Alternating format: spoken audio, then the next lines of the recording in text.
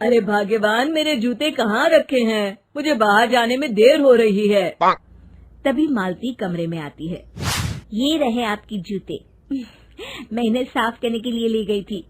अरे वाह, तुम कितनी समझदार हो। मेरे बिना कुछ कहे ही सारे काम कर देती हो।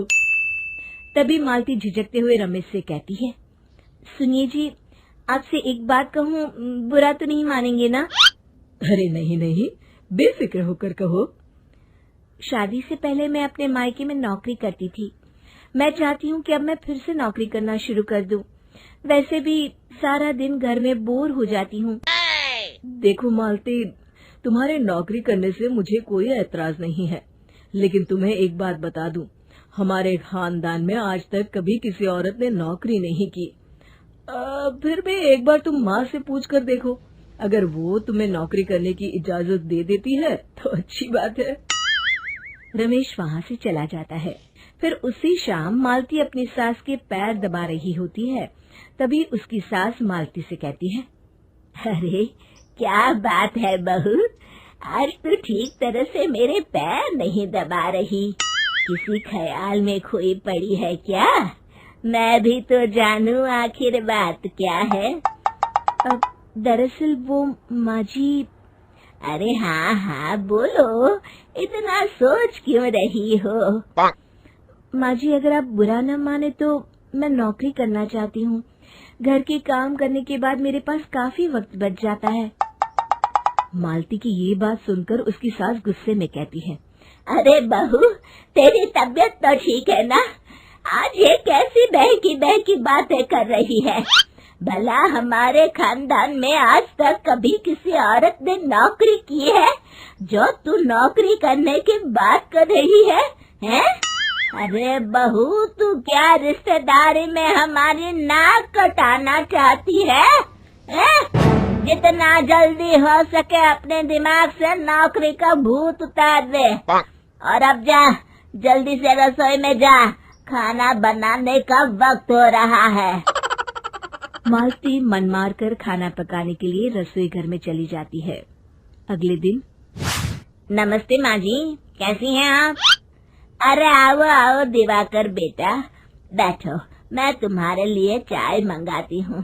बहू, जरा एक कप चाय तो लेती आना। फिर दिवाकर एक फाइल खोलकर मालती की सास के सामने रख देता है। ये देखिए माँ जी, ये है पिछले महीने का हिसाब और ये रहे मुनाफे के रुपए।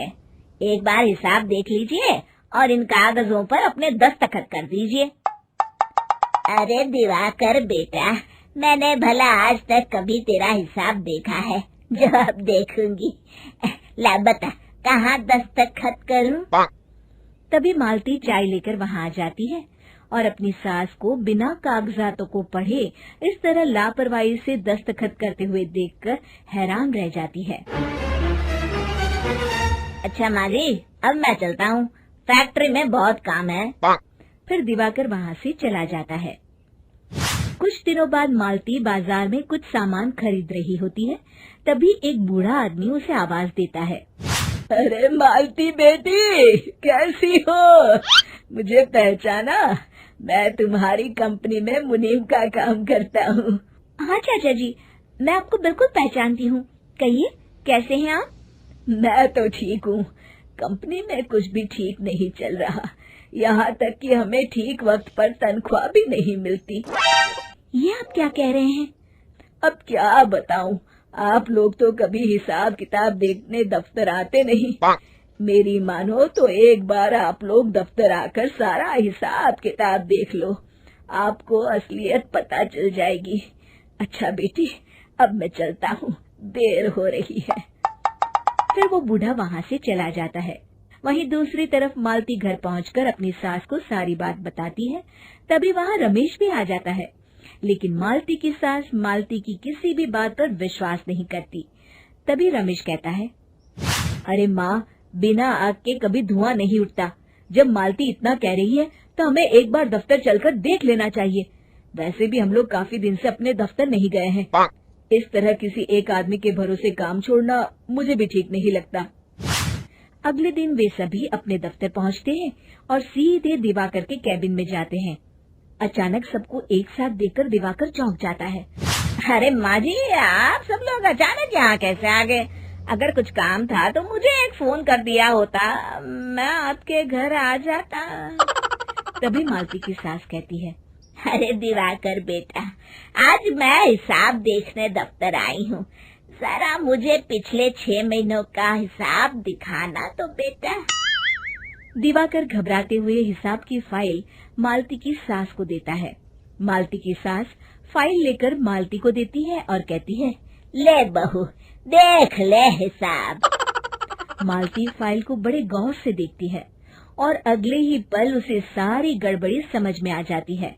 वो अपनी सास से कहती है, माँ जी, मुनीम चाचा बिल्कुल सही कह रहे थे।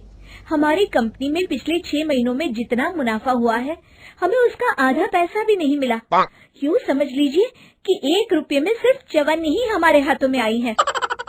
मालती की बातें सुनकर मालती की सास गुस्से से दिवाकर को पूछती है, क्यों दिवाकर, मेरी बहू जो कह रही है वो सच है?